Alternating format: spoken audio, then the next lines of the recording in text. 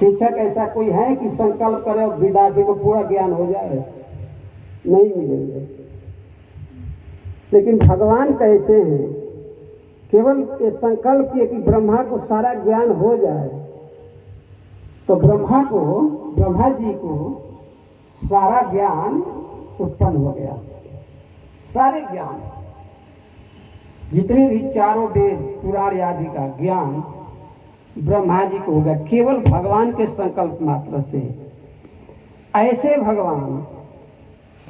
ऐसे भगवान के बारे में, ऐसे वेद के बारे में, जो वेद का ज्ञान भगवान ब्रह्मा जी को दे दिए, ऐसे वेद के बारे में मोहयंती,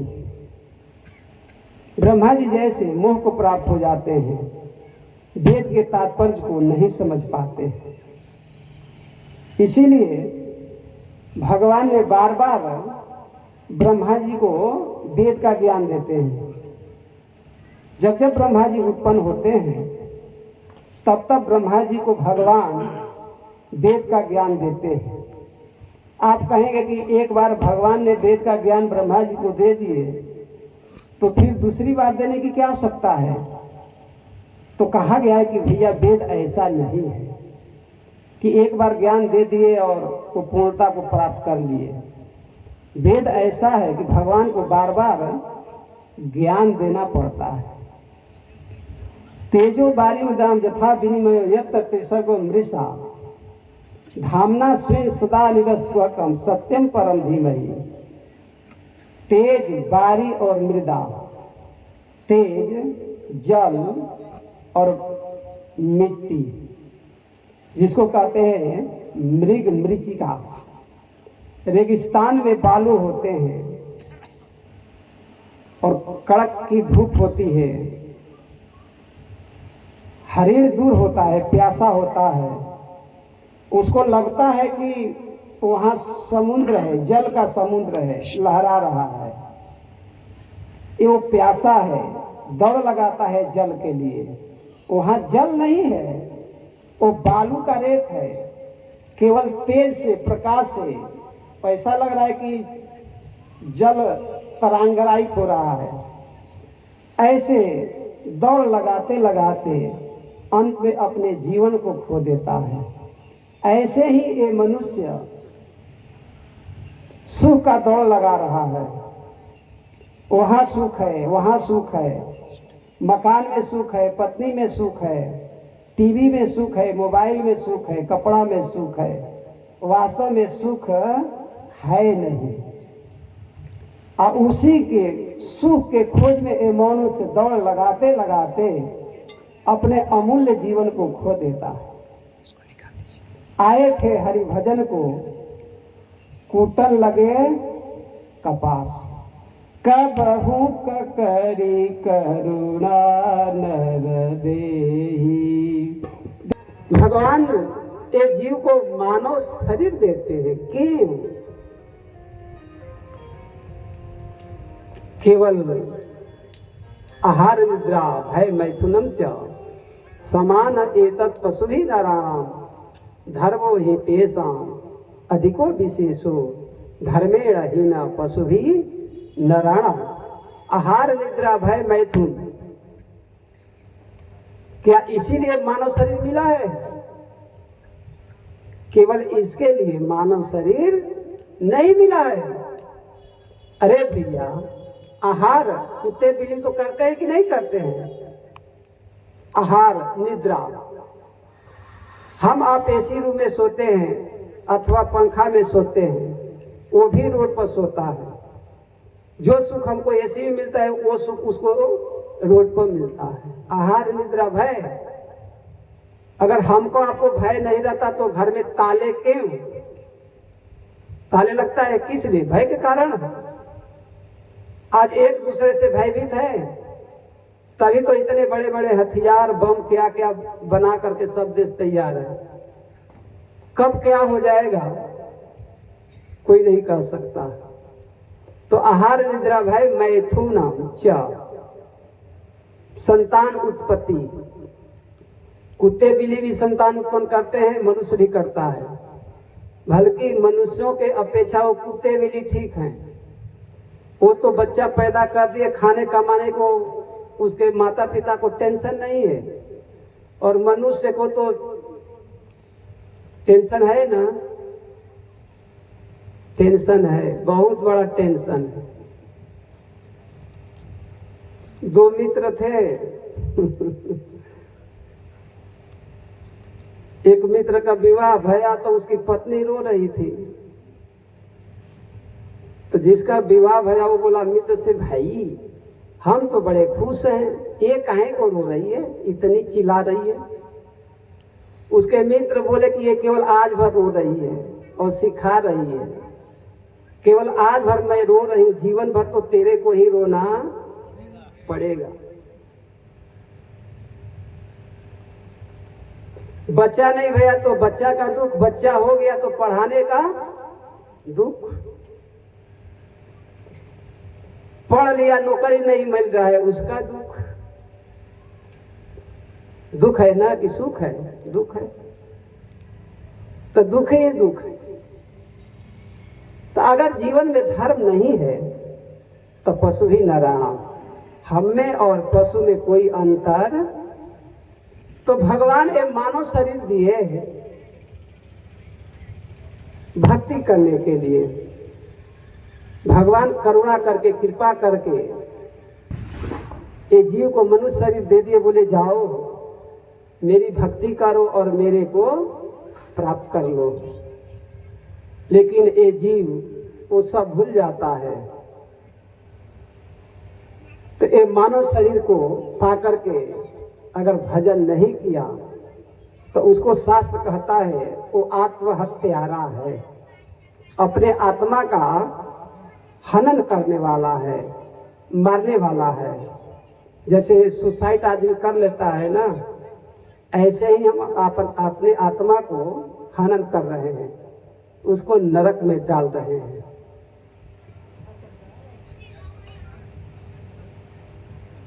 धामना स्वयं सदा निरस्तम सत्यम परम धीमहि। वो अपने धाम में स्थित है और वो प्रभु, उनकी जो माया है वो दूर खड़ी है, निरस्त। माया उनके पास नहीं जा सकती है। तो ऐसे जो स्वरूप भगवान है, श्री कृष्ण है, सत्यम परम धीमहि। सत्य एक भगवान का नाम है, भगवान सत्य स्वरूप है। तो ऐसे जो सत्य स्वरूप श्री कृष्ण है, उनका हम ध्यान करते हैं, हम उनको प्रणाम करते हैं। धर्मः प्रोजित कहतो अत्र परमो निमत शरणम सताम वेद्य वास्तव वस्तु शिवदम तापत्रयो मूलनम। धर्मः प्रोजित कहतो, ये भागवत कैसा है? कहतो रहित है, कपट रहित है। आप कहेंगे कि धर्म में भी कपट? बोले हाँ, धर्म में भी कपट होता है। आप 1000 लोगों को भोजन कराए और भोजन कराने का आपका लक्ष्य क्या है, उद्देश्य क्या है? वाहवाही के लिए अगर आप 1000 लोगों को भोजन करा रहे हैं, मान प्रतिष्ठा के लिए आप 1000 लोगों को भोजन करा रहे हैं, लग तो रहा है कि ये धर्म कर रहे हैं, लेकिन उसको धर्म नहीं कहते हैं।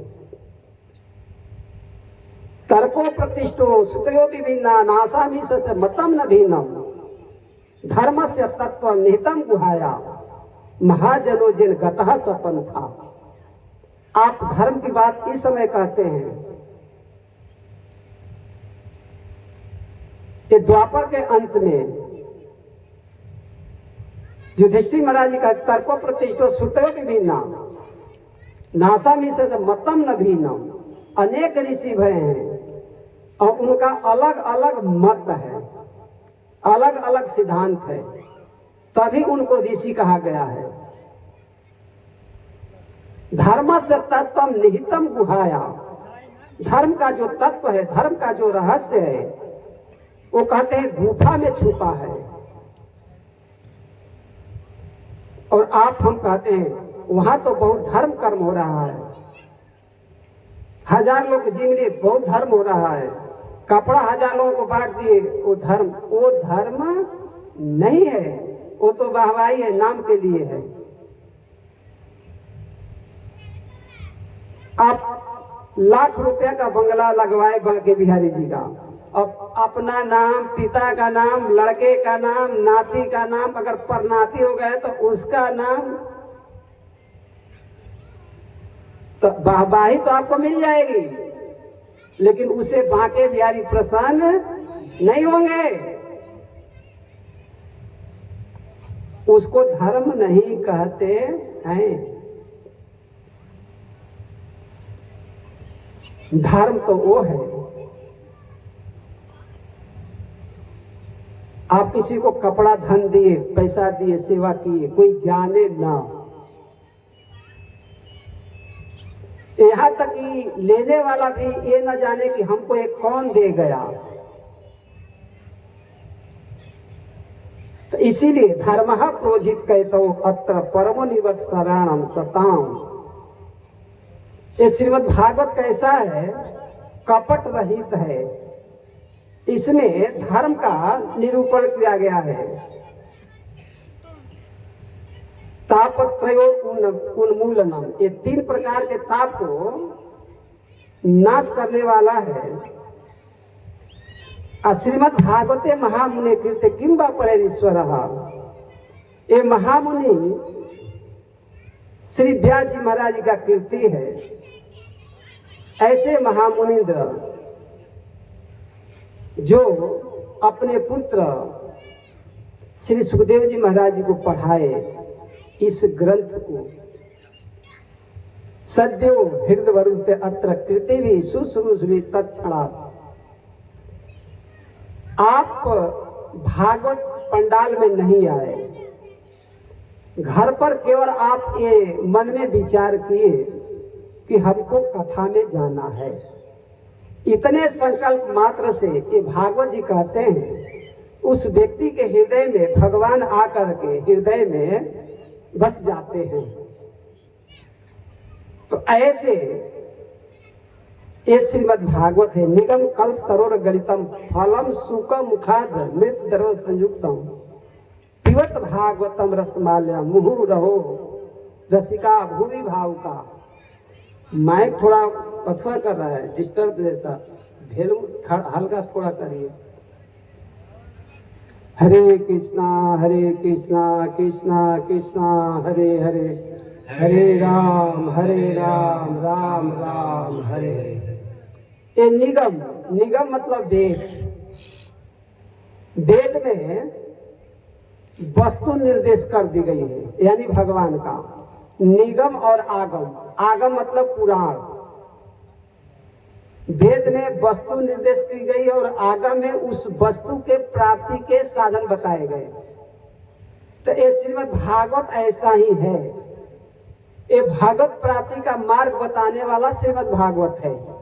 ये भगवान के जस का वर्णन करने वाला श्रीमद् भागवत है। तो निगम कल्प तरोर गलितम, ये वेद रूपी वृक्ष का, वेद रूपी कल्प वृक्ष का ये परिपक्व फल रूपी ये श्रीमद् भागवत जी हैं।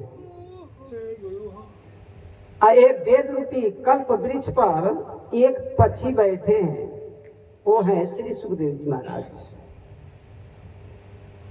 ये पृथ्वी पर कैसे आया? तो भगवान श्री कृष्ण ही ये वेद रूपी कल्प वृक्ष का मूल है। और कृष्ण रूपी वृक्ष पर एक डाली पर ब्रह्मा रूपी एक डाली है। वो जब ये फल टूटकर गिरा तो वो ब्रह्मा रूपी डाली पर आया, और ब्रह्मा रूपी डाली से जब नीचे टपका तो नारद रूपी डाली पर आया, और नारद रूपी डाली से जब नीचे गिरा तो व्यास रूपी डाली पर आया, और व्यास रूपी डाली से जब नीचे गिरा तो सुखदेव जी जैसे वहां एक डाली था उस पर आया, और सुखदेव रूपी डाली से जब नीचे आया तो एक परीक्षित रूपी डाली लगा था उस पर आया। इस तरह एक जो फल है ये धरती पर आया। यानी ये जो भागवत ज्ञान है ये कृष्ण के पास है। कृष्ण ने ये भागवत ज्ञान ब्रह्मा जी को दिए। ब्रह्मा जी ने अपने शिष्य अपने पुत्र नारद जी को दिए। श्री नारद जी महाराज ने व्यास जी को दिए। व्यास जी महाराज अपने पुत्र श्री सुखदेव जी महाराज जी को दिए, और सुखदेव जी महाराज अपने अनुगत शिष्य श्री परीक्षित महाराज जी को दिए और सूत जी महाराज जी को दिए। इस तरह यह जो भागवत रूपी फल है ना, एक धारा धाम पे आया जो हम आप सबके बीच में ये प्रस्तुत है, उपस्थित है। कोई कठिनाई तो नहीं आ रही है ना? दिल्ली में एक बार इसे भी थोड़ा क्लिष्ट इसका व्याख्या कर दिया, तो दूसरे दिन आया कि बड़ा क्लिष्ट हो रहा है विषय। तो ये श्लोक ऐसा है, तो ये बिल्कुल एकदम सरल भाषा में प्रस्तुत किया जा रहा है ताकि समझे लोग।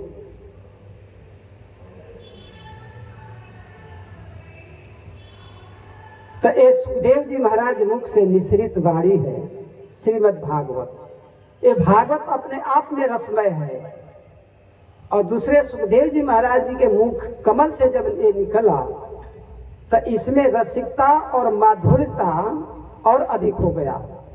आप सब जानते हैं, हम लोग कहते हैं कि सुगा कट्टी जो होता है फल, जिस फल में तोता चोंच मार देता है, ऐसा प्रसिद्धि है कि वो फल और मीठा हो जाता है, ऐसा सुना जाता है। तो ये सुख रूपी जो तोता है, ये भागवत रूपी तो अपने आप में मधुरता इसमें भरा हुआ है, रस भरा हुआ है। लेकिन सुखदेव जी महाराज जैसे मुखारबिंद से ये जब प्रकट भया तो इसमें माधुरता रसिकता और अधिक हो गई। तो पीवत भागवतम रसम आलयम, तो ऐसे श्रीमद् भागवत कथा को पीवत, पीने का मतलब सुनना।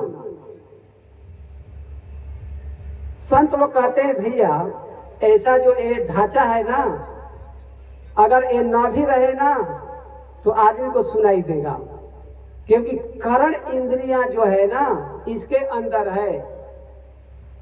अब कोई कोई बहरा होता है ना, अब ऐसा तो रहता ही लेकिन उसको सुनाई नहीं देता है, क्योंकि करण इंद्रियां खराब है। तो आखिर भगवान ने ऐसा क्यों बनाए? तो एक बोले कि चश्मा लगाने के लिए,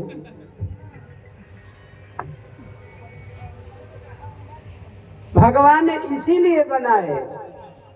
एक पात्र है वास्तव में भगवान दिए हैं मनुष्य को, कि इसमें भगवान की कथा भर भर के पियो।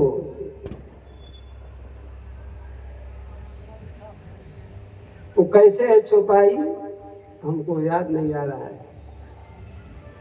राम कथा जे सुनहि अघाही, रस विशेष जाना तिन नाही।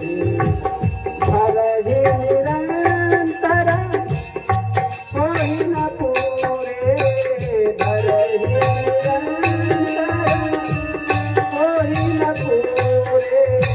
तुम सब गई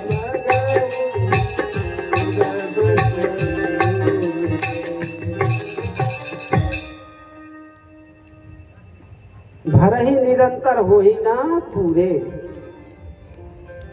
एक कान ऐसा है ना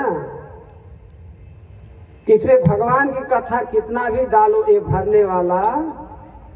आज जिनका कान भर गया तो रस विशेष जाना तिन्ह नहीं। राम कथा जे सुनई अघाई, रस विशेष जाना तिन्ह नहीं। आप कहेंगे अरे क्या जानो है, ये तो भागवत कथा में कई बार सुन डाली, रामायण जी को कई बार सुन डाली, पढ़ डाली, भागवत जी को कई बार मैंने सुन डाला, क्या सुनना है? तो गोसाई जी के शब्दों में कहा जाए तो रस विशेष जाना तिन्ह नहीं। अभी उसको भगवत कथा का रस मिला ही नहीं। अगर मिल जाता ना तो ऐसा कहता नहीं कि मैं तो बार बार सुना हूं, अब क्या सुनने की आवश्यकता है। तो इसीलिए जो रसिक जन होते हैं, रसिका भूमि भाव का एक कथा झारा भंडारा नहीं है। झारा भंडारा उसको कहते हैं कि कोई भी आ जाए प्रसाद पाके चले जावे।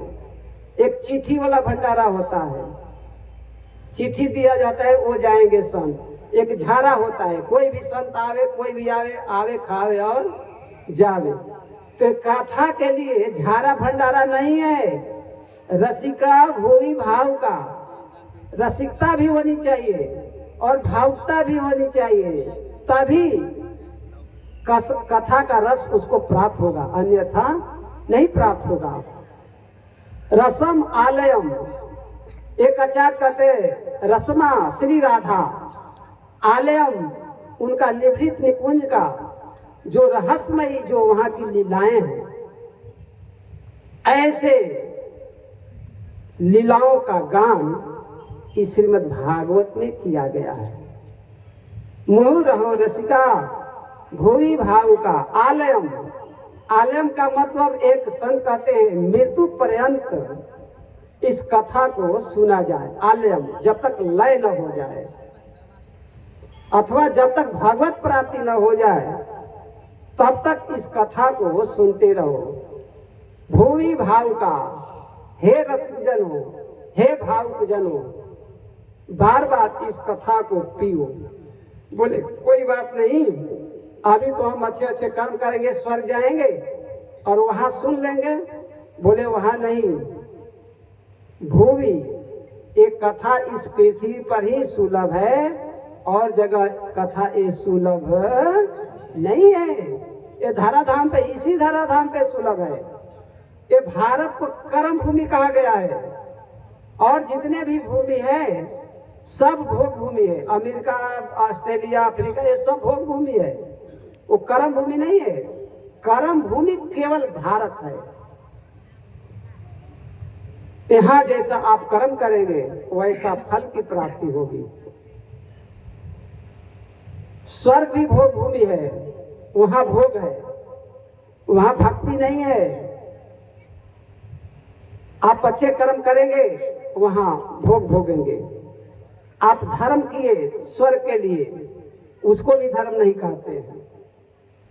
आप चाहते हैं कि यहाँ कम फैसिलिटी है, वहां ज्यादा फैसिलिटी है।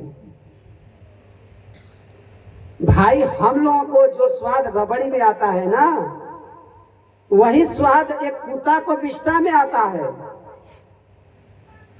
और देवता लोग वहां सोचते हैं ना कि ये मनुष्य के पास कुछ भोग नहीं है। जैसे मनुष्य होता है कि कुत्ते सुअर के पास कुछ भोग है ही नहीं, ये गंदी वस्तु है। ऐसे ही देवता लोग सोचते हैं कि मनुष्य एक गंदा वस्तु खाते हैं। जो भी भोग है हम लोग के पास सुपर पावर भोग है, लेकिन अंततः वहां भी सुख शांति, वहां भी लाग डाक है, वहां भी आपस में बेमनस है, जलन है।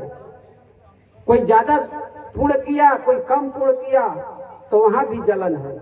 जैसे यहाँ कोई धनी मानी है, वो गरीब से जलता है व्यक्ति, अथवा सोचता है कि ये मेरे से आगे ना बढ़ जाए। यहाँ भी है ऐसे, वहां भी है, स्वर्ग में भी ऐसे ही है स्थिति। ये मत समझिए कि वहां बहुत, वहां तो देवता लोग बार बार पलायन करते रहते असुरों के भय से। वहां भी सुख शांति नहीं है।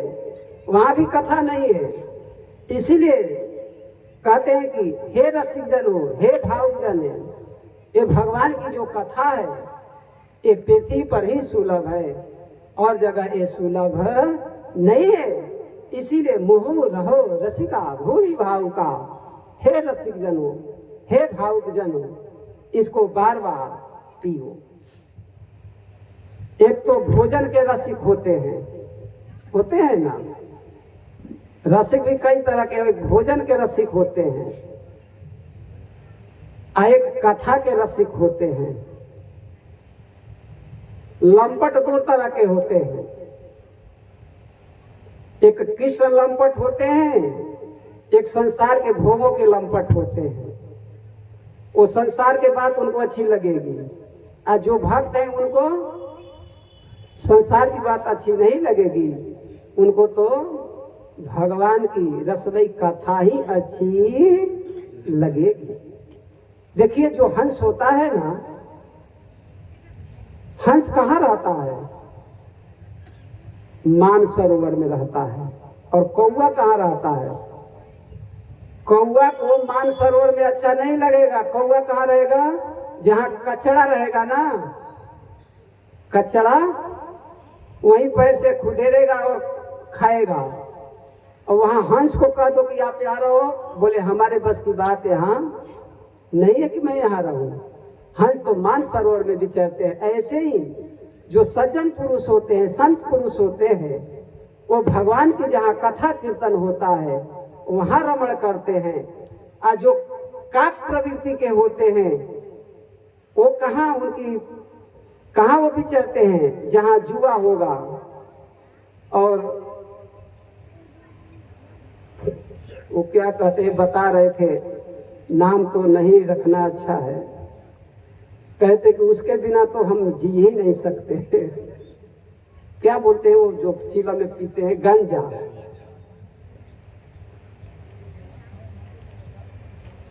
जीवन बर्बाद करना है। हमसे तो बात नहीं भाई इनसे करें कि कथा भर हम उस बड़ा कंट्रोल करके उस पर रखे हैं, फिर जाएंगे तो हम वो शुरू करेंगे। तो मेरे मन में आया कि वो मरेंगे तो चीलम और गांजा साथ में दे देना चाहिए कि जहां जाइएगा वहीं लेते जाइएगा, पीते रहिएगा। ये दुर्भाग्य की बात है। ये भगवान मुंह दिए हैं ये गंदे पदार्थ डालने के लिए नहीं, इसमें तो भगवान के प्रसाद डालना चाहिए। इस मुख से भगवान की कथा कीर्तन करनी चाहिए, न कि गांजा तम्बाकू और क्या होता है। हाँ, हमारी प्रार्थना है सुधारे अपने जीवन को तो अच्छी बात होगी। पैसा की बर्बादी है, शरीर की बर्बादी, हर तरह से बर्बादी है। इसीलिए कबीरदास जी कहते, डर लागे और हंसी आवे, अजब जमाना आया रे। वक्ता, और कैसे याद है, कथा होवे जहां श्रोता सोवे, वक्ता मूड पचाया रे। नाच तमाशा होवे जहां तनिक ननी दसत आया रे। और साधु ब्राह्मण कोई घर पर आ जावे तो कहता है अभी अनाज नहीं आया रे। धन दौलत ले माल खजाना, बेसिया नाच नचाया रे। डर लागे और हंसी आवे, अजब जमाना आया रे। वही कोई एक गरीब, एक भिखमंगा बोले बाबूजी 1 रुपया दे दो, तो बाबूजी के पॉकेट से 1 रुपया नहीं निकलेगा, लेकिन वही बाबूजी 100 रुपया के गांजा बीड़ी खैनी फूंक देंगे, 1000 रुपया का फूंक देंगे, लेकिन एक बेचारे भिखमंगा को 1 रुपया भी उनके पॉकेट से नहीं निकलेगा। ये है आज का समाज, आज की दुर्दशा ऐसी हो गई है। अस्तु, हरे कृष्णा कृष्णा कृष्णा हरे हरे, हरे राम राम राम हरे। इसमें 6 प्रश्न किया गया है इस अध्याय में। ये मानव जीवन का कल्याण का श्रेय का साधन क्या है। पुंसाम एकांतः श्रेय तन संसितु मर्हसि। पुंसाम मनुष्य के श्रेय की प्राप्ति, कल्याण की प्राप्ति कैसे हो।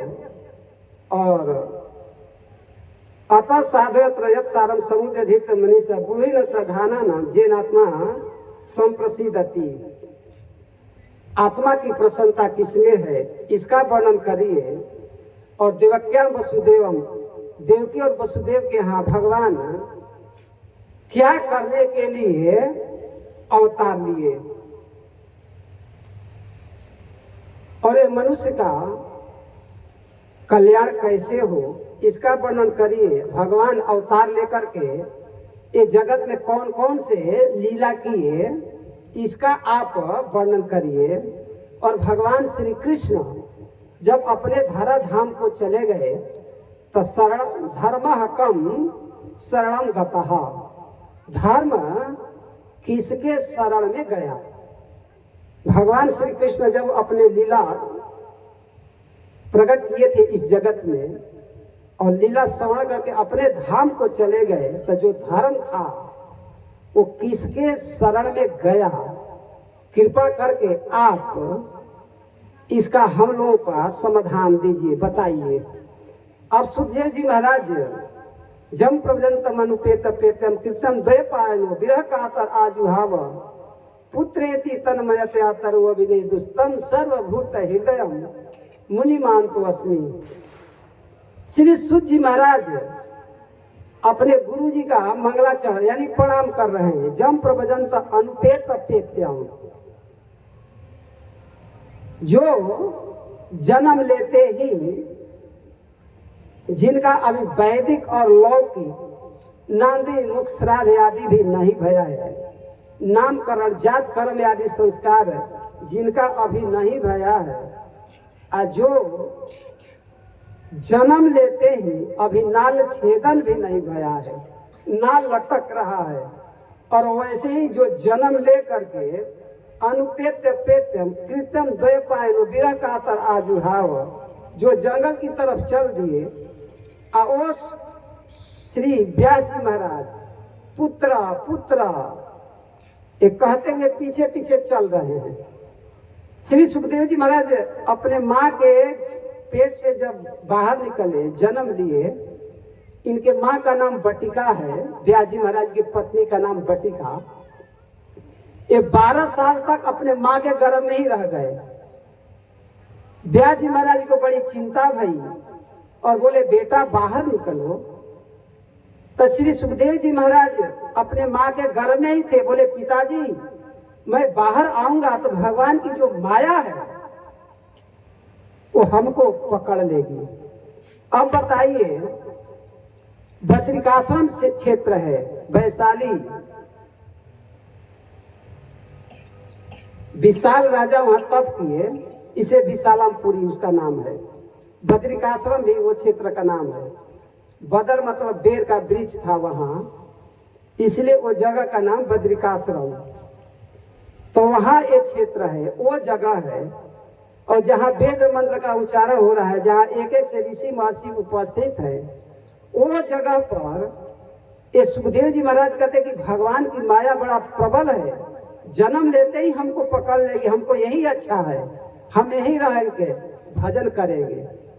व्यास जी महाराज ने बद्रीनारायण भगवान का स्मरण किए। बद्रीनारायण भगवान आए और बोले सुख तुम अपने माँ के गर्भ से बाहर निकलो। अरे तुमको माया क्या पकड़ेगी, तुम्हारा नाम लेने वाला माया से तर जाएगा, इसीलिए तुम अपने माँ के गर्भ से बाहर निकलो। तो जब भगवान ने आश्वासन दिए तब सुखदेव जी महाराज अपने माँ के गर्भ से बाहर निकले।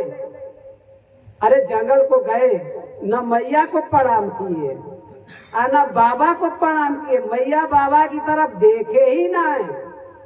और जन्म लेते ही जम प्रवदंत अनुपेत्य पेत्यम कृतम द्वैपायनो विरह कातर आजुहाव पुत्रेति तन्मयतया तर्वोभिने दुस्तम सर्वभूत हृदय मुनिमान तो अस्मि। जो सर्वभूत हृदय है ऐसे महामुनिंद्र श्री सुखदेव जी महाराज जी को हम प्रणाम करते हैं। सर्वभूत हृदय कौन है? कोई जीव नहीं हो सकता। सर्वभूत हृदय भगवान ही हो सकते हैं। सबके हृदय में भगवान परमात्मा रूप में है न? सबके हृदय में है। यानी सुखदेव जी महाराज ये स्वयं श्री कृष्ण हैं। ये सुख के रूप में आए हैं आज। ये सुख कौन है? ये गोलोक के श्री राधा रानी के कुंज के उनके पालित तोता है, तोता। और ये तोता कौन है? स्वयं कृष्ण ही एक स्वरूप से तोता बने हैं, सुख बने हैं। और ये सुख प्रिया जी के कुंज में रहते हैं। आज जब श्री जी कृष्ण के वियोग में होती हैं तो कृष्ण कथा कहते हैं। आज जब कृष्ण श्री राधा रानी के वियोग में होते हैं तो श्री राधा जी का चरित्र कहते हैं। एक बार श्री जी के नेत्रन में आंसू था। श्याम सुंदर बोले, हे प्रिय, आपके नेत्रन में आंसू? बोले, हाँ नाथ, ये आपका अंशभूत जीव अनादिकाल से संस्कृति के चक्र में भटक रहा है। तो हम लोगों का जो ये रसमयी लीलाएं हैं, कथाएं हैं, यहाँ के सखी और सहचरी ये तो आनंद ले रही है, लेकिन आपका अंशभूत ये जीव आपसे बहिर्मुख होने के कारण, आपकी कथा से विमुख होने के कारण ये 84 लाख जोनियों में भटक रहा है। तो इन जीवों का कल्याण होनी चाहिए। ये श्री जी ने संकल्प की ये जीवों के प्रति। श्याम सुंदर बोले, हे प्रिय, आपको पता नहीं मृत्यु लोक में बहुत कष्ट है। श्री राधा रानी बोली, चाहे कुछ भी हो, इन जीवों का कल्याण होनी चाहिए। तो भाई, हमारे और आपके इस मधुरमय कथा को, रसमय कथा को ये जगत में कौन प्रचार प्रसार करेगा? उसी समय ये तोता सुख जी महाराज वहां उड़ते हुए आए। बोले, आप दोनों की आज्ञा हो तो मैं इस मृत्यु लोक धरा धाम में जाऊं और आप लोगों के नाम रूप गुण लीला का जगत में प्रचार प्रसार करूं। तो वो दोनों प्रिया प्रियतम श्री राधा रानी आशीर्वाद दी। बोले, वत्स, तुम जाओ, मृत्यु लोक में जाओ। अब कथा तो बढ़ गई। एक बार नारद जी कैलाश को जाते हैं। भोले बाबा कहीं अन्यत्र हैं। पार्वती जी बड़ा उनका स्वागत की। श्री नारद जी बोले, ये तंत्र की कथा है, पंचतंत्र की कथा।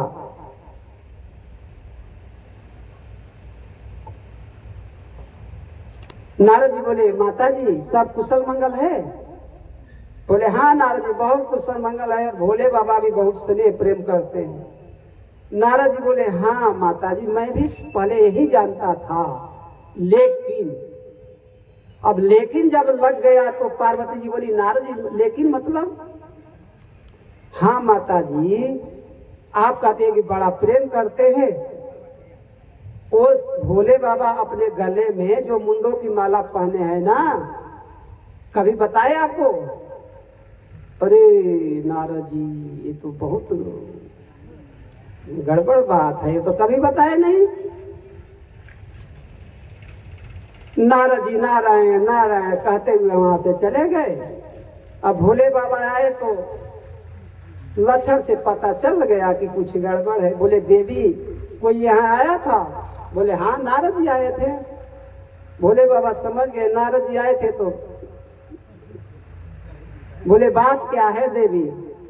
बोले, नाथ, आप हमसे बड़ा स्नेह प्रेम करते हैं। शंकर जी बोले, हाँ देवी, मैं तो आपसे बहुत स्नेह करता हूँ। अगर स्नेह नहीं करता तो अपने अंग में आधा अंग आपको क्यों दे देता? अर्धनारीश्वर हैं भगवान शंकर। अब क्या कहें, कथा और बढ़ गई इसमें। एक बार नारद जी बैकुंठ से आए, प्रसाद खा करके बैकुंठनाथ का, बड़े आनंदित थे। शंकर जी बोले नारद जी आप बड़े आनंद में? बोले हाँ, आज बैकुंठनाथ का भागवत प्रसाद मिल गया है, इसे हमको बहुत आनंद है। तो नारद जी के हाथ में एक कण लगा था, शंकर जी उसको खा लिए, उनको बड़ा आनंद आया। तब तक से पार्वती जी आई, बोली क्या बात है, नारद भी बड़े प्रसन्न हैं और आप भी बड़े प्रसन्न हैं? बोले हाँ देवी, आज बैकुंठनाथ का भागवत प्रसाद मिल गया। पार्वती जी बोली आप बड़े स्वार्थी हैं, हमको भी थोड़ा देते हैं, हम भी थोड़ा आस्वादन लेती। बोले अच्छा अच्छा ठीक है, अब प्रसाद मिलेगा तो मैं आपको भी दूंगा। आज शंकर जी को प्रसाद मिला और पार्वती जी विष्णु सहस्त्र नाम का पाठ कर रही थी। भगवान शंकर बोले देवी आओ, भगवान का प्रसाद मिला है, आप ग्रहण कर लो। बोले अभी तो हम विष्णु सहस्त्र नाम का पाठ कर रही हूँ, बाद में ले लूंगी। बोले बाबा, बोले बड़ा उस दिन तो आप प्रसाद निष्ठा दिखा रही थी, आज क्या भैया, आओ राम राम कर लो, आओ खाओ। पार्वती जी प्रसाद पाई। भगवान शंकर सूक्ष्म रूप से पार्वती जी के हृदय में प्रवेश किए, ये पता करने के लिए कि इनको भगवत प्रसाद के प्रति निष्ठा है या नहीं। इस बात को जानने के लिए सूक्ष्म रूप से प्रवेश किए। देखे तो इनकी अगाध प्रेम था भगवत प्रसाद के प्रति। भगवान शंकर रिझ गए और रिझ करके अपने आधे अंग में पार्वती जी को स्थान दिए। इसलिए उस दिन से भोलेनाथ अर्ध नारीश्वर कहलाए। बात समझ में आ गई कथा? भाई कोई विषय उसको क्लियर हो जाता है तो अच्छी बात होती है। देखिए कथा तो कथा है, संत लोग कहते हैं कथा और माठा, माठा में पानी डालते जाओ, वो छाछ बढ़ जाएगा। हाँ वही माठा, छाछ कहते कहते छाछ याद हुआ है। और कथा में दृष्टांत डालते जाओ तो कथा बढ़ जाएगी। हरे कृष्णा कृष्णा कृष्णा हरे हरे, हरे राम राम राम हरे हरे। ऐसो लग रहा है कि यहाँ कोई बैठो ही ना। अरे कल एकादशी था, आज तो एकादशी नहीं है ना। सभी लोग हाथ उठाकर एक बार हरे कृष्णा कृष्णा कृष्णा हरे हरे, हरे राम राम राम हरे हरे। एक तो माइक आवाज कर रहा है तो आप लोगों का गुजारा हो जा रहा है। ये माइक में ना बोलेंगे, आप लोग बोलिए कितना।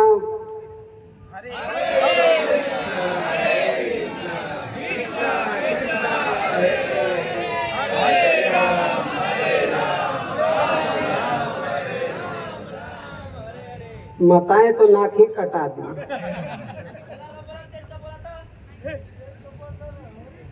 बोलिए माताएं हरे कृष्णा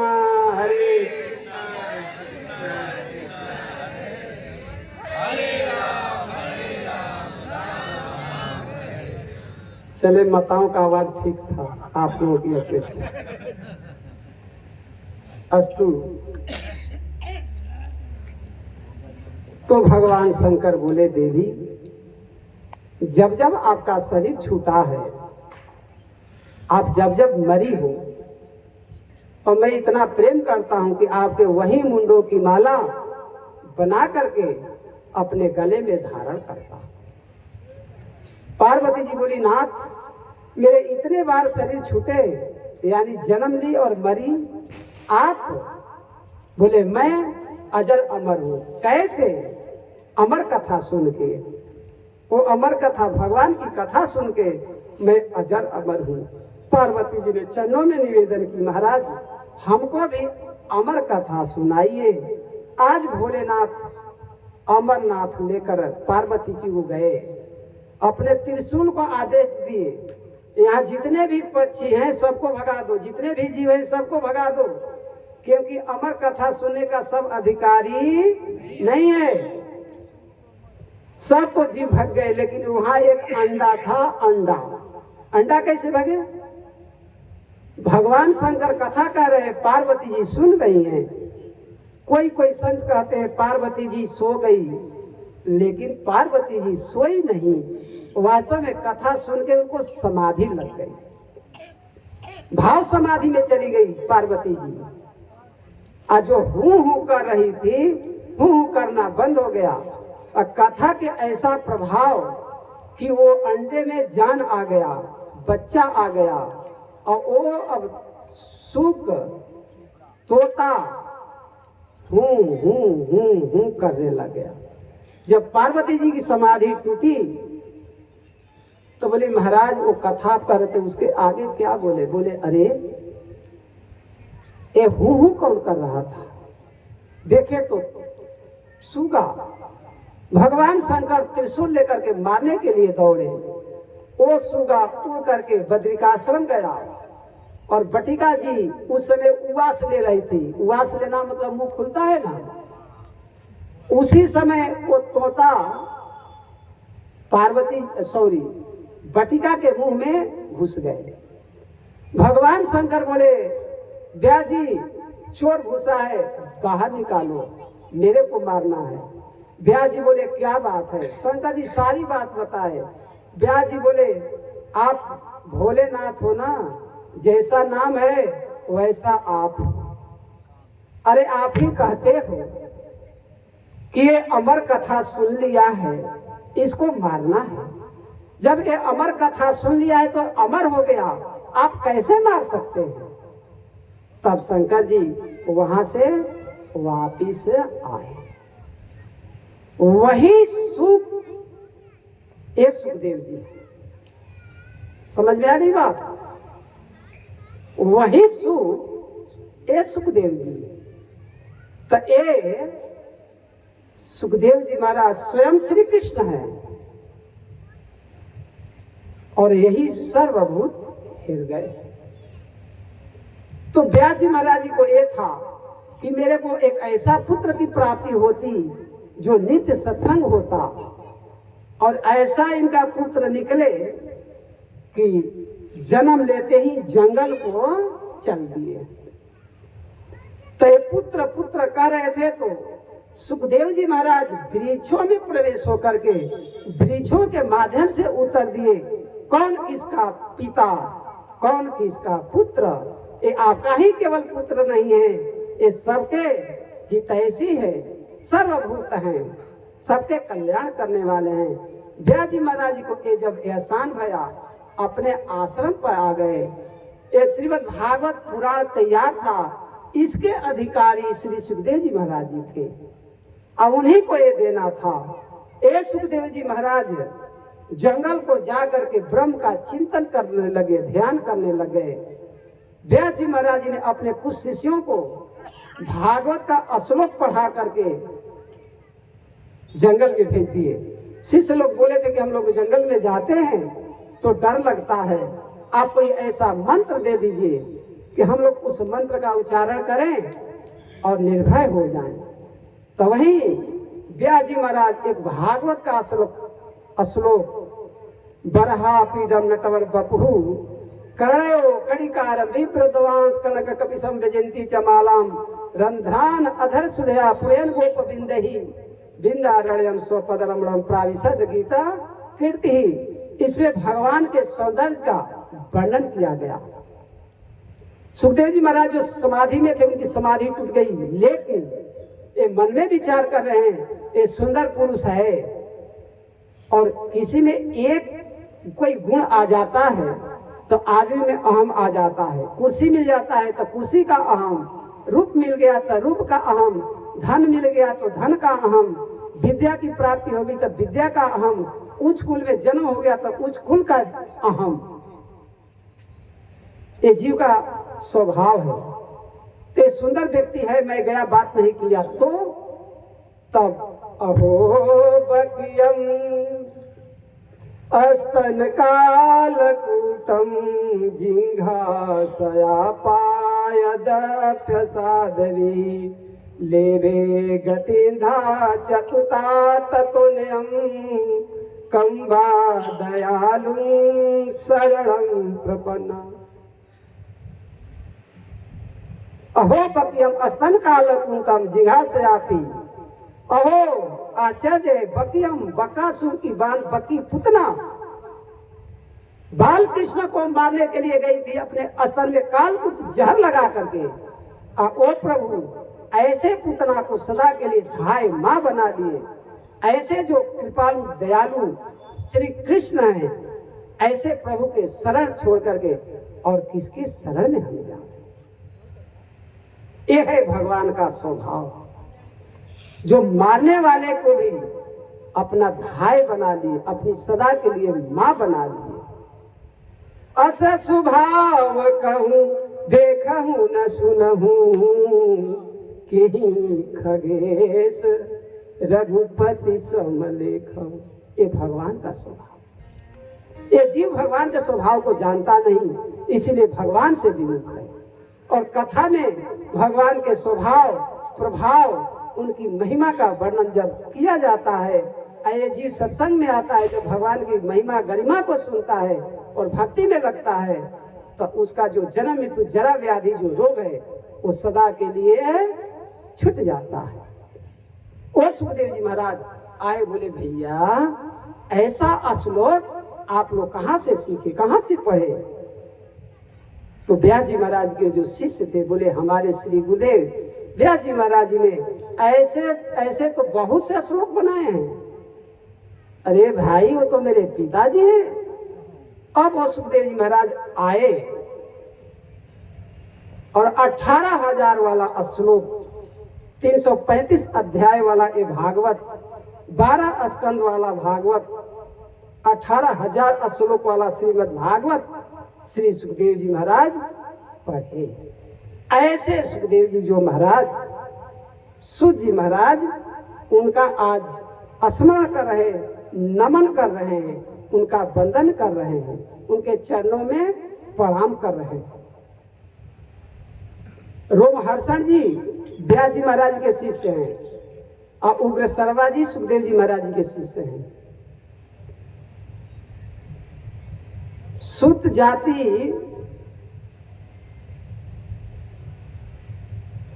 ब्राह्मणी कन्या हो, क्षत्रिय पुरुष हो, और उसे जो संतान होती है उसको सूत कहते हैं। लेकिन ये सूत जी ऐसे इनकी उत्पत्ति नहीं है, ये पुराण में वर्णन है।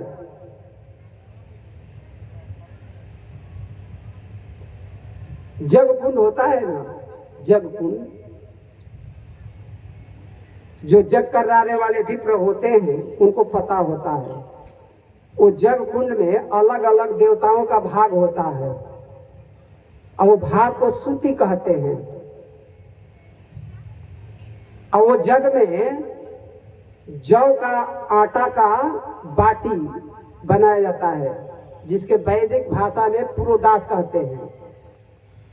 और उसमें स्वाहा का प्रयोग नहीं होता है, उसमें वसट का प्रयोग होता है। एक पुरोडास लेकर के, जैसे ये जग कुंड है ना, तो बृहस्पति का क्षेत्र है, इंद्र का क्षेत्र है। ऐसे देवताओं का अलग अलग वो जग कराने वालों को पता होता है कौन सा क्षेत्र किनका है, और उसको कहते हैं सूती। तो अब एक बाटी को लेकर कहेंगे इंद्राय वसट, तो इंद्र का जो क्षेत्र होगा उसमें बपन कहा जाता है, बपन करेंगे यानी छोड़ेंगे। तो जो इंद्र का पुरोडास था, इंद्राय वसट का करके इंद्र के क्षेत्र में ना बपन करके बृहस्पति जी के क्षेत्र में वो बपन हो गया। समझ लीजिए, समझ लीजिए, ध्यान से सुनिए। तो वहां से एक बालक उत्पन्न भया। जब बपन भया तो वो क्षेत्र से एक बालक उत्पन्न है, उनका नाम पड़ा सूत। इंद्र है ब्राह्मण कुमार, लेकिन इनका काम है शासन करना, तो इसलिए इनकी गिनती क्षत्रिय में है। और बृहस्पति जी महाराज ब्राह्मण है। समझ रहे हैं ना, बात समझ में आ रहा है ना। तो अब क्षत्रिय का जो भाग था, क्षत्रिय भाग में पढ़ना चाहिए, ब्राह्मण के भाग में पड़ गया, और वहां से जो एक बालक उत्पन्न भय, उनका नाम भया सु। ये स्त्री पुरुष के संयोग से ये शुद्धि उत्पन्न नहीं, लेकिन यहाँ भी विलोमज है मंत्र के द्वारा, स्त्री पुरुष का विलोमज नहीं। तो ऐसे जो सूत जी महाराज हैं, अपने गुरुदेव श्री सुखदेव जी महाराज जी को ये कहते हैं कि हम प्रणाम करते हैं। सवै पुषा परो धर्म ज्योतिर भक्ति अधोचज अहेतुक्य प्रतिहता जजात्मा संप्रसिद्धति। एक होता है धर्म, एक होता है परम धर्म। जैसे राम जी का, इन्होंने धर्म का निर्वाह किए, प्रजा का पालन, माता पिता के आज्ञा का पालन, यह है धर्म। और इसका निर्वाह श्री राम किए। और परम धर्म का निर्वाह कौन किए? श्री लखनलाल जी। आज भरत शत्रुघ्न अयोध्या जी में नहीं है। श्री राम जी को वनवास मिला है। वो श्री राम लक्ष्मण जी से कहते हैं, लक्ष्मण यहाँ भरत शत्रुघ्न भी नहीं है, ननिहाल में है, मेरे को वनवास मिला है, तो यहाँ माता पिता की सेवा कौन करेगा, एक प्रजा की रक्षा कौन करेगा? इसीलिए तुम यहाँ रहो और माता पिता की सेवा करो, प्रजा की सेवा करो। और लक्ष्मण जी कहते हैं, महाराज मैं तो आपको छोड़ करके न माता पिता को, मैं किसी को नहीं जानता हूँ, आप ही मेरे माता पिता जो भी है सका आप ही हैं मेरे। इसी को कहते सवै कुशा परो धर्मो जतुर भक्ति अधोचज अहितक प्रत्यतमा जजात्मा संप्रसिद्धति। धर्म को छोड़ करके परम धर्म को अपनाने में कोई दोष नहीं है, वो है भगवान की भक्ति। इसी को गीता में भगवान कहते सर्वधर्मान परित्यज्य मामेकम शरणं व्रज अहम त्वाम सर्व पापे भयो मोजिष्यामि मां शुचः। अर्जुन तुम चिंता मत करो, आप कहोगे कि धर्म छोड़ने से पाप लगेगा, हम सारे पाप को माफ कर देंगे, क्षमा कर देंगे। कब? तू सारे धर्मों को छोड़कर मेरी शरण में आ जाओगे तो मैं सारे पापों से तुमको मुक्त कर दूंगा। यह धर्म का मतलब धर्म किए उसके फल का त्याग, न कि धर्म का त्याग। और सारे धर्म का त्याग ही कर देंगे तो फिर रहिए क्या जाएगा। तो लक्ष्मण जी परम धर्म का निर्वाह कर रहे हैं। धर्म, पर धर्म, प्रोजित धर्म, अप्रोजित कैतव रहित धर्म, ये चार धर्म है। और चार धर्म का निरूपण ये भागवत जी में किया गया। और ये चारों धर्म का निर्वाह राम लक्ष्मण भरत शत्रुघ्न किए हैं। श्री लक्ष्मण जी महाराज पर धर्म का निर्वाह कर रहे हैं। इससे भी श्रेष्ठ है भरत जी का धर्म, क्योंकि भरत जी राम जी की भी सेवा कर रहे हैं और प्रजा की भी सेवा कर रहे हैं। वहीं भरत जी महाराज जब अपने भाई को मनाने आते हैं, कथा आप सब जानते हैं, केवल समझने के लिए मैं थोड़ा संकेत कर दे रहा हूँ। वो जब भरत जी महाराज पादुका लेकर आते हैं और पादुका के ही आज्ञा से प्रजा की जो भी पुकार है, जो भी शिकायत है उसका निर्वाह करते हैं, देखते हैं, राम जी की आज्ञा का पालन करते हैं, राम जी का स्मरण करते हैं। ये भरत जी का धर्म है। और इनसे भी श्रेष्ठ धर्म है श्री शत्रुघ्न जी का। ये भरत जी की सेवा में है। शत्रुघ्न लाल जी भरत जी की सेवा में है। शत्रुघ्न लाल जी दूध के फेन को भी लज्जित करने वाली सैया पड़ा है, उस पर शयन नहीं करते, पृथ्वी पर शयन करते हैं। करवट बदलते हैं, हा भरत, फिर करवट बदलते हैं, हा राम। रात भर हा भरत हा राम रोते हैं। अंदर भरत जी का विरह, रघुनाथ जी का विरह सता रहा है, ऊपर से मुस्कान। गायक को कहते हैं अच्छा गाया और प्रयास करो और अभ्यास करो। श्री रघुनाथ जी जब वनवास से आएंगे और तुम अभ्यास छोड़ दोगे तो फिर उनकी जस कैसे गाओगे। गायों के पास जाते हैं, गाय खाती नहीं है, गायों को समझाते हैं, सहलाते हैं, अगर तुम नहीं खाओगी दुबली पतली हो जाओगी, रघुनाथ जी आएंगे तो तुम दूध देना बंद कर दोगी, तो रघुनाथ जी का अभिषेक कैसे होगा। इसीलिए तुम लोग खूब खाओ, खूब पियो, खूब दूध देने वाली बन जाओ, और जब रघुनाथ जी आएंगे तुम्हारे दूध से रघुनाथ जी का अभिषेक होगा। गायों को समझाते हैं, घोड़ों को, हाथियों को। अयोध्या वासियों के घर घर में जाते हैं, आज मेरे को कोई खाने को नहीं पूछ रहा है, वो अयोध्या वासी तुरंत ही भोजन बनाती हैं और लाल जी लो पालो। वो शत्रुघ्न जी कहते हैं अभी तो नहीं पाया है ना, अभी पालो। वो पवाते हैं अयोध्या वासी को और खुद पाते हैं। अरे कहां तक कहें, यहां तक कि कई माँ के महल में जाते हैं, माँ मेरे को भूख लगी। अरे लाल तेरे को भूख लगी है, लो दूध पी लो। माँ अभी तो नहीं पी हो ना, एक घूंट पी लो, केवल एक घूंट पी लो।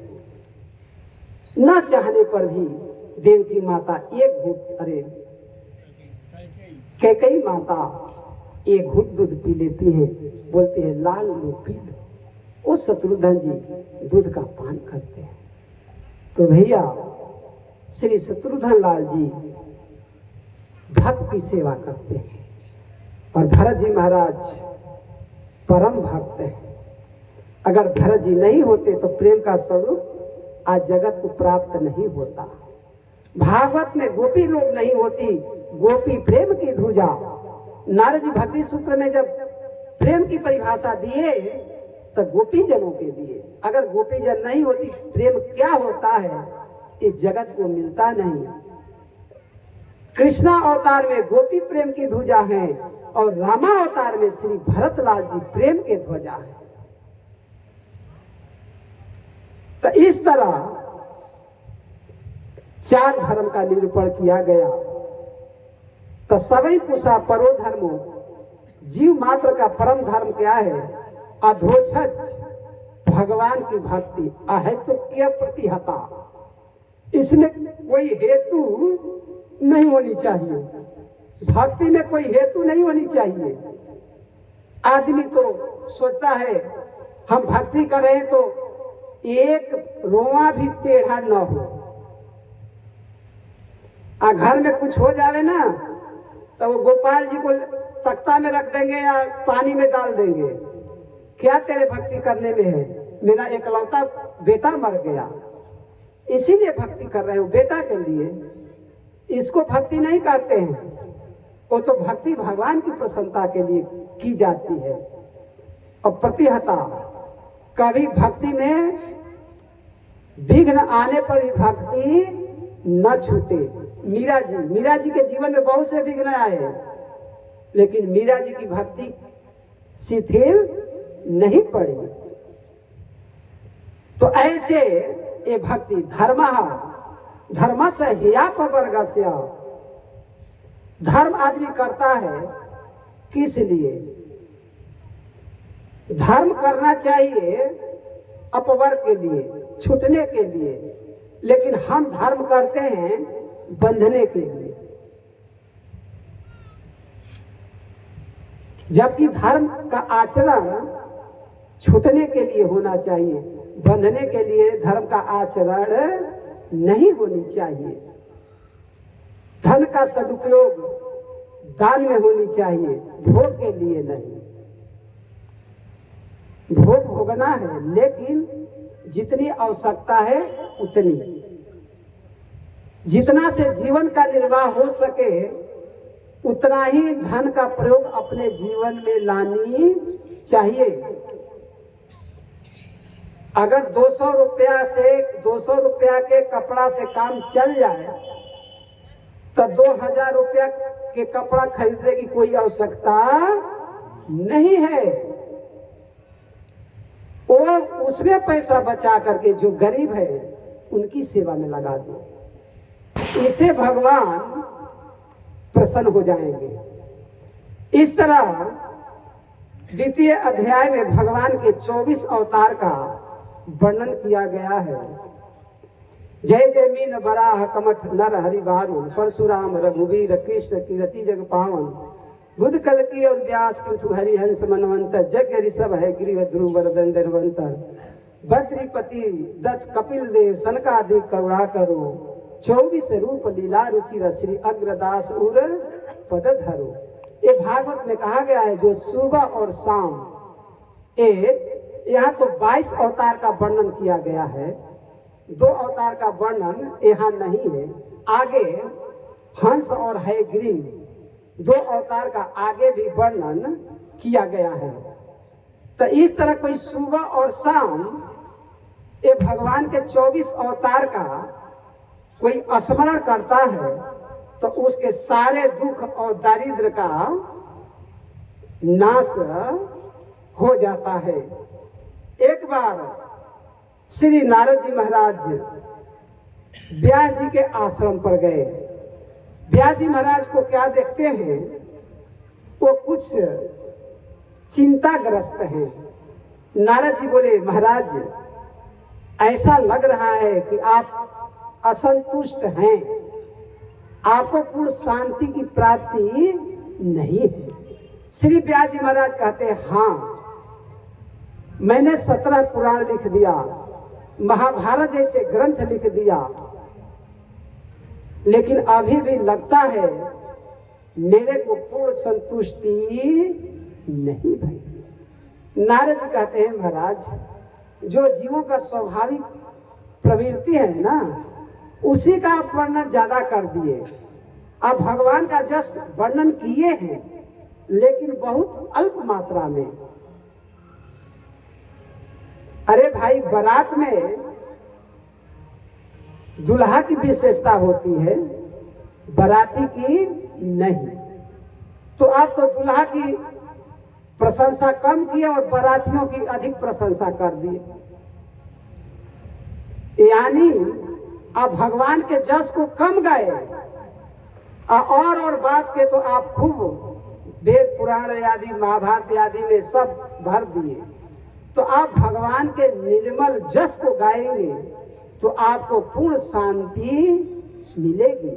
नारद जी महाराज अपना चरित्र सुनाते हैं। मैं पहले उपवरण नाम का गंधर्व था, बड़े सुंदर थे, गान विद्या में बड़े प्रवीण थे। एक बार मेरी गान विद्या की इतना प्रचलन भया कि मेरे को ब्रह्मलोक बुलाया गया, ब्रह्मा जी के लोक में। किस लिए? कीर्तन करने के लिए।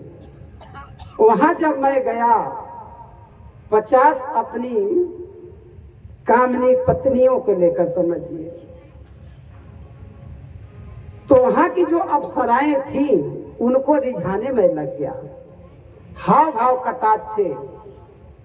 तो मेरी इस क्रिया को ब्रह्मा जी ने देख लिए और श्राप दे दिए, जाओ तुम शूद्र जोनी में चले जाओ। संत लोग कहते हैं कि हाव भाव कटाक्ष से आप अगर किसी को रिझा रहे हैं तो आप में और वेश्या में कोई अंतर नहीं।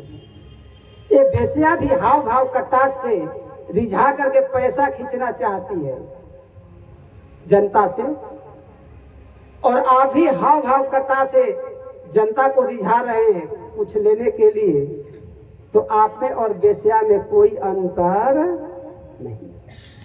इसीलिए कथा खूब कहो, लेकिन ये जो ठाकुर जी है ना, इनको रिझाने के लिए कहो, इनको रिझाने के लिए कहना चाहिए और सुनना चाहिए। नारद जी महाराज कहते हैं, मैं उन वेश्याओं को रिझाने में लग गया, मेरे को श्राप मिल गया और मैं एक दासी पुत्र बना। मेरी माँ, मेरे पिताजी तो पहले ही बद्रिकाश्रम चले गए, भगवान के भजन करके भगवान को प्राप्त कर लिए। मेरी माँ अकेली थी, मैं उनका एकलौता बेटा था। और मेरी माँ एक ब्राह्मण के यहाँ गाय की सेवा करती थी।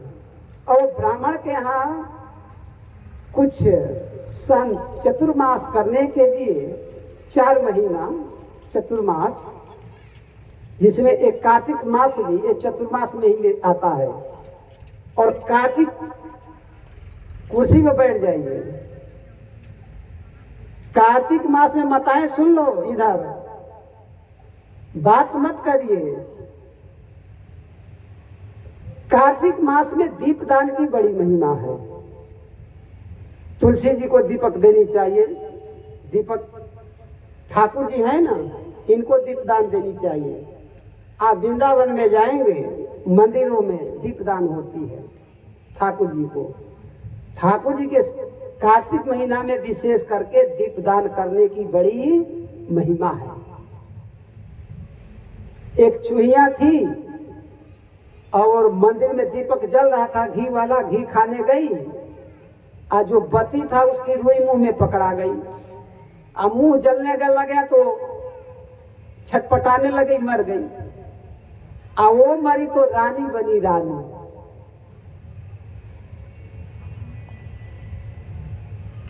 और जब रानी बनी और विष्णु भगवान के मंदिर में दीपक जलाई, उसके प्रभाव से वो बैकुंठ धाम चली गई। तो इसीलिए यहाँ तो खैर नया नया अभी ये व्यवस्था है यहाँ, तो वो सुविधा यहाँ कहने वाले भी वैसा विशेष ध्यान इस पर नहीं दिए।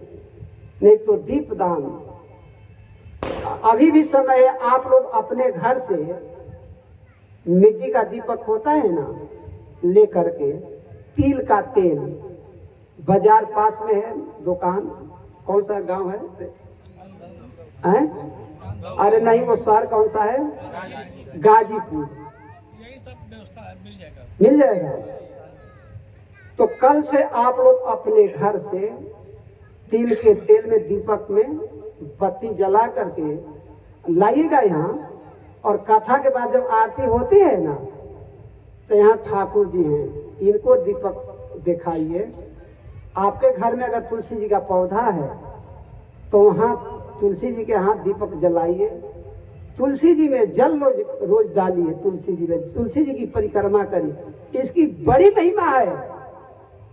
अगर तुलसी जी के पौधा में कोई नित्य जल डालता है तो जमराज जी थर थर कांपने लगते हैं कि भैया अब उस जीव पर मेरा अधिकार नहीं है।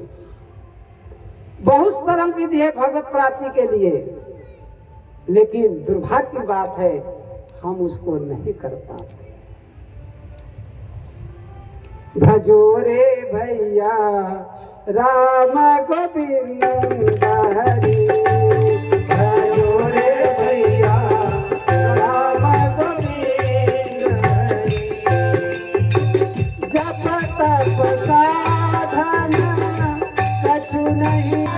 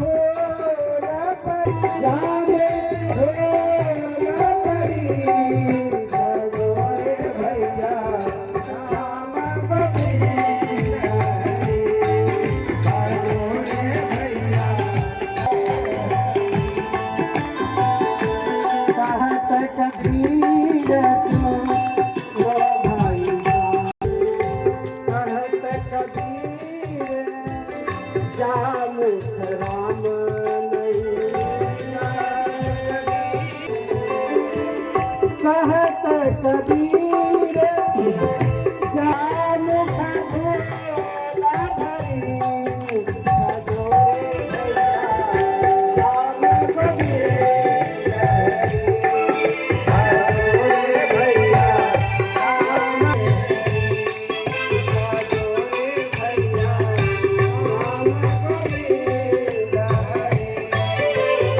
खजोरे भैया राम गोविंद हरि जप तप साधन कछु नहीं लागत ना खर्चे गठरी। गठरी का मतलब पैसा। हम